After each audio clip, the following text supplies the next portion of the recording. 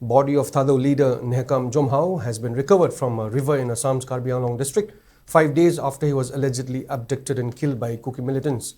According to India Today NE, Jomhao was taken from his residence at Chonghang-Veng Manje area on the evening of August 30th around 7:30 p.m. His death has sent shockwaves across Thadou community, which has long asserted its distinct ethnic identity separate from other tribal groups.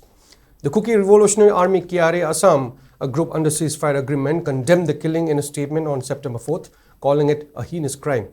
KRA General Secretary L.S. Gangte identified 5 alleged perpetrators: Samson Kuki, Jangpu Hangsing, Mangnyo Silhau, Kakap Lengthang and Thangmoi Mar. On August 31st, SP Sanjib Saikia confirmed that 6 people, including alleged KRA members, had been arrested in connection with the case, who confessed to have killed the abducted person. Community members believe Jomhao was targeted for his peace-building efforts with Meitei organizations, which conflicted with the positions of several armed factions.